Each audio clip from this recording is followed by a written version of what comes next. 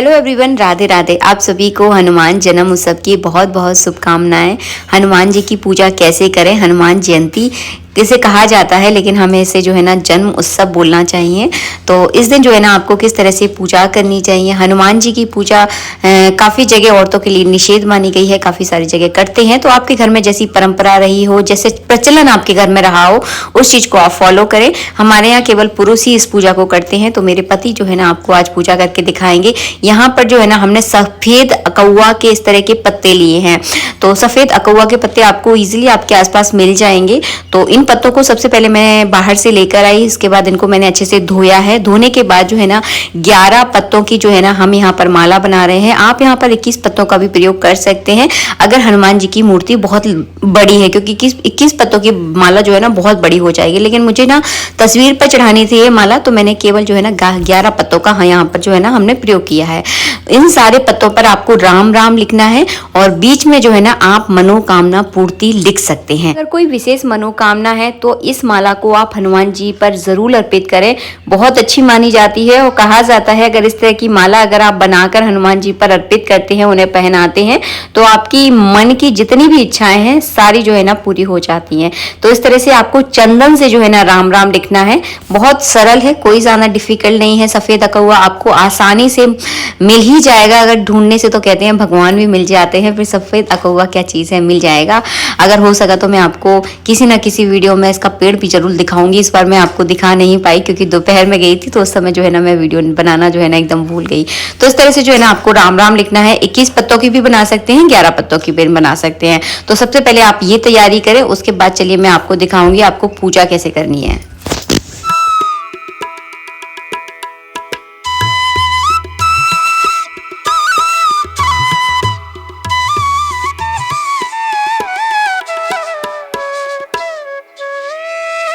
देखिए पूजा की सारी तैयारियां कर ली हैं। तस्वीर नीचे नहीं रखी हुई है, प्लेट के ऊपर रखी है। कई बार देखने में ऐसा लगता है कि चीज़ें इस तरह से रखी हुई हैं, लेकिन अंतर बहुत आता है। तो आप ऐसा ना सोचे कि तस्वीर को मैंने नीचे रखा हुआ है, इसलिए मैंने आपको दिखा दिया पहले ही। पूजा हमारे पंडित जी करेंगे, क्योंकि हमारे यहाँ पर हनुमान जी की पूजा औरतें नहीं करती हैं, दूर से जो है ना प्रणाम करती हैं। और ये परंपरा हमारे यहाँ बहुत टाइम से चली आई है, तो मैं इस परंपरा को तोड़ना बिल्कुल भी नहीं चाहती।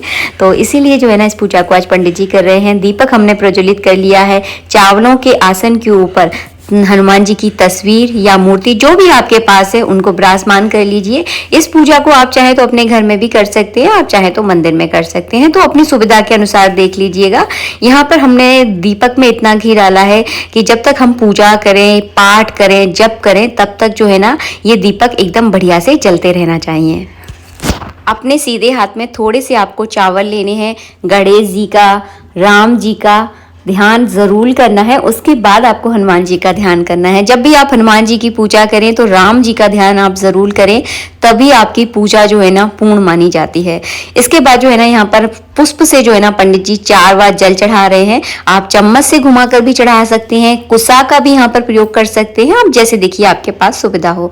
इसके बाद जो है ना पंचामृत से जो है ना हम भगवान को यहाँ पर स्नान करवाएंगे। तो 1 चम्मच हमने पंचामृत लेकर इस तरह से चढ़ा दिया है। फिर दूसरी बार फिर से पंडित जी ने चढ़ाया है।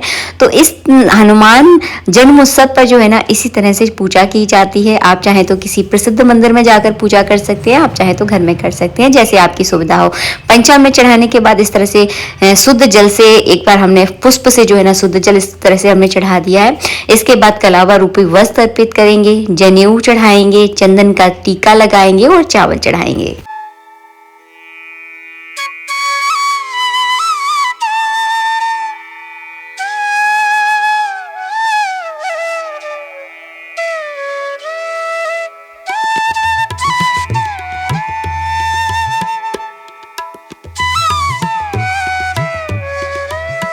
सिंदूर, गुलाल और अबरक जो है ना हनुमान जी के मस्तक पर हमने लगा दिया है। गुड़ चना का यहाँ पर भोग लगा दिया है। आप चाहे तो अपने घर पर देसी घी के लड्डू बनाकर 11-21 लड्डू बनाइए और उनका हनुमान जी को भोग लगाकर उन लड्डुओं को छोटे छोटे जो बालक होते हैं ना उनमें आप वितरण कीजिए। बहुत फायदेमंद उपाय है।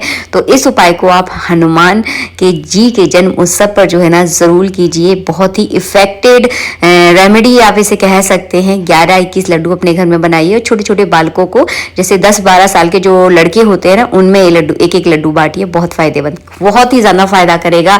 अगर आपके दुश्मन बहुत ज्यादा होते हैं, लड़ाई झगड़ा बहुत ज्यादा करते हैं, कोर्ट कचहरी के बहुत केस चल रहे हैं, और भी छोटी छोटी ऐसी समस्याएं हैं जिनसे अगर ग्रस्त हैं ना आप, ये उपाय कीजिए, बहुत काम करेगा। इसके बाद जो है आप भोग लगाने के बाद 3 बार जो है ना जल का आचमन करवाना है। उसके बाद जो मनोकामना पूर्ति वाली हमने माला बनाई थी, वो माला जो है ना हनुमान जी पर आपको अर्पित करना है। ये भी एक उपाय है कि सफ़ेद अकौआ की माला इस तरह से आप बनाते हैं, उस पर राम राम लिखते हैं और हनुमान जी के गले में अगर धारण करवाते हैं, तो ये भी एक अच्छा उपाय है। ये भी आपकी अगर कोई विशेष इच्छा है, कोई विशेष मनोकामना है जो आप चाहते हैं कि हनुमान जी महाराज उसे पूरा कर दे, तो इस कार्य को कीजिए, ये भी बहुत फायदा करती है। इसके बाद आपको आरती करनी है। हनुमान जन्मोत्सव पर पूजा आप चाहे तो सुबह कर सकते हैं, आप चाहे तो शाम को कर सकते हैं। अपने समय के अकॉर्डिंग देख लेना जिस समय आपको समय है हो, क्योंकि पूजा कभी जल्दबाजी में सही से हो नहीं पाती, तो अपने हिसाब से देख लीजिएगा जिस समय आप फ्री हो उस समय इस पूजा को करें और हाथ जोड़कर प्रणाम करें। इसके बाद आप चाहें तो हनुमान चालीसा का पाठ कर सकते हैं या सुंदर कांड का पाठ कर सकते हैं, जैसा देखिए आपके पास समय हो उस हिसाब से जो है ना पूजा पाठ आप जरूर करें। जाते जाते आप लोगों को एक उपाय और बताऊंगी कि गुलाब की माला, ताजे गुलाब की फूलों की माला आप अपने घर में लेकर आएं, हनुमान जी के गले में उसे धारण करवाएं और उसमें से एक गुलाब लेकर उसे लाल कपड़े में बांधकर अपने घर की तिजोरी में अगर आप उस गुलाब को रखते हैं तो आपके घर में हमेशा बरकत रहती है और हनुमान जी महाराज उस तिजोरी को कभी खाली होने नहीं देते, क्योंकि गुलाब के रूप में उस तिजोरी में आपके घर में जो है ना विराजमान है।